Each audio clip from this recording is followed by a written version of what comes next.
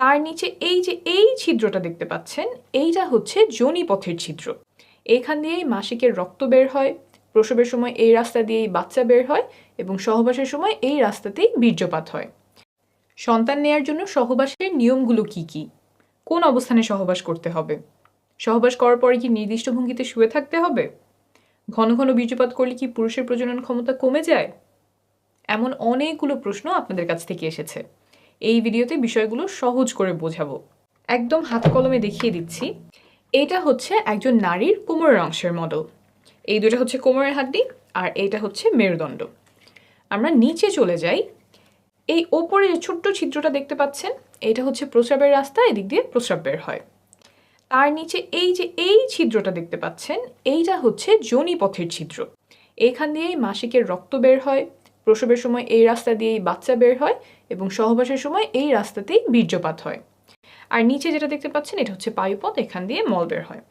এখন আমরা চলে আসি ভেতরে কি আছে। সবচেয়ে উপরের ছিদ্রটা ছিল প্রস্রাবের রাস্তা, তাই আমাদের প্রস্রাবের রাস্তার পেছনে আছে মূত্রথলি। এখানে প্রস্রাব জমা থাকে, তারপর প্রস্রাবের রাস্তা দিয়ে বের হয়ে যায়। এখন আমরা আসবো যোনিপথের রাস্তার পেছনে কি থাকে। সন্তান ধারণ বোঝার জন্য এটাই সবচেয়ে গুরুত্বপূর্ণ। যোনিপথের পেছনে থাকে এই জিনিসটা, আস্তে আস্তে বোঝাই। এই যে দেখছেন ছিদ্রটা, এটাই হচ্ছে যোনিপথের ছিদ্র। এদিক দিয়েই রক্ত বের হয়, এদিক দিয়েই বীর্যপাত হয়, আবার এই রাস্তা দিয়েই বাচ্চা প্রসব হয়। তো এইখানে হচ্ছে আমাদের বীর্যপাতটা হয়। বীর্যপাত হওয়ার পরে শুক্রাণু এইখান থেকে চলে যায় জরায়ুতে। জরায়ুটা হচ্ছে এই জিনিসটা, এই যে এইটা হচ্ছে আমাদের জরায়ু। ভেতর থেকে কীরকম দেখা যায়? ভেতর থেকে এরকম দেখা যায়। আমি আরেকটা ভালো মডেলে এই যোনিপথ এবং জরায়ুটা দেখাচ্ছি। এই যে এটা একই, এই জায়গাটা, এইটা হচ্ছে আমাদের যোনিপথের ছিদ্র, এদিক দিয়ে মাসিকের রক্ত বের হবে। ভেতর থেকে যদি আসি,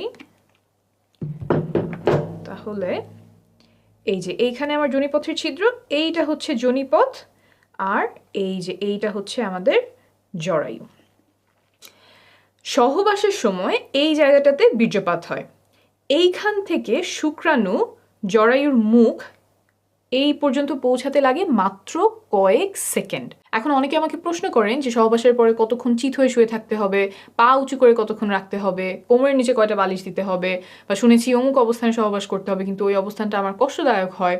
এই যে যতগুলো কাজ বললাম, এই কাজগুলোর কোনোটা গর্ভধারণে বা সন্তান ধারণে উপকার করে এমন কোনো প্রমাণ নেই। তাই এগুলোতে যদি আপনার কষ্ট হয়, তাহলে এগুলো করার কোনো প্রয়োজন নাই। তা আপনার যদি ভালো লাগে তাহলে করতেই পারেন।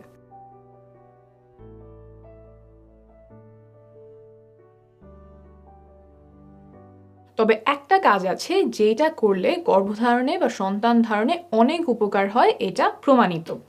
সেটা হলো সঠিক সময়ে সহবাস করা। সঠিক সময় বলতে এই যে এখানে যে বীর্যপাতটা হলো, তারপর শুক্রাণুর কিন্তু অনেক দূর পর্যন্ত যেতে হবে। শুধুমাত্র জরায়ুতে গেলেই হবে না, জরায়ুর পরেও আরও রাস্তা আছে, সেটা আমি দেখাচ্ছি। এই যোনিপথ পার হয়ে, জরায়ু পার হয়ে নালী পর্যন্ত আসতে হয়। এই যে জরায়ুর দুই পাশে যে জিনিসটা দেখছেন, এইটাই ডিম্বাশয়। এইখানে ডিম্বাণু থাকে, তারপর ডিম ফুটে বের হয়ে নালীতে আসে। এইখানে এসে ডিম্বাণু শুক্রাণুর সাথে মিলিত হয়। অর্থাৎ শুক্রাণুর যে লম্বা পথ, যোনিপথ, তারপর জরায়ু, তারপর নালীতে আসা, এই লম্বা যাত্রায় তাকে অনেক কিছু সাহায্য করে। যোনিপথের যে স্রাব আছে, জরায়ুর যে স্রাব আছে, তারপর সংকোচন প্রসারণ, এই সব মিলে শুক্রাণুর পথটাকে সুগম করে। কিন্তু এই সুগম করার কাজ সে মাসের একটা নির্দিষ্ট সময়েই করে, যেটাকে আমরা বলি ফার্টাইল টাইম। অন্য সময়গুলোতে এই স্রাবগুলো শুক্রাণুর জন্য সহায়ক না, দরজাগুলো বন্ধ করে দেয় যাতে শুক্রাণু জায়গা মতো পৌঁছাতে পারে না। তাই এই ফার্টাইল টাইম বা সঠিক সময়, সহবাসের সঠিক সময় জানাটা খুব গুরুত্বপূর্ণ। কিছু লক্ষণ আছে যা দেখে এই সময়টা খুব ভালোভাবে চিনতে পারা যায়। এটা নিয়ে আমি আলাদা একটা ভিডিও করেছি, আপনারা চাইলে দেখে নিতে পারেন। এখন আসি এমন একটা বিষয়ে যাতে সন্তান ধারণের ক্ষমতা কমে যাওয়ার সম্ভাবনা আছে। সহবাসের সময় অনেকে পিচ্ছিল করার জন্য মুখের থুতু ব্যবহার করেন, আবার কেউ কেউ লুব্রিকেন্ট ব্যবহার করেন। ল্যাবে পরীক্ষা করে পাওয়া গেছে যে থুতু এবং কয়েক ধরনের লুব্রিকেন্ট শুক্রাণুর চলাচল ক্ষমতা কমিয়ে দেয়। তাই সাবধানতা বশত এসব পরিহার করার পরামর্শ দিচ্ছে American society for reproductive medicine. অর্থাৎ আপনি যদি থুতু ব্যবহার করেন, সেটা আপাতত বন্ধ রাখলে ভালো হবে। আর যদি লুব্রিকেন্ট ব্যবহার করতে হয়, তাহলে এই লেখাটা প্যাকেটের গায়ে দেখে কিনবেন। এসব ব্যবহার করলে যে গর্ভধারণের সম্ভাবনা বেড়ে যাবে তা কিন্তু নয়, বরং প্রয়োজন হলে ব্যবহার করতে পারেন।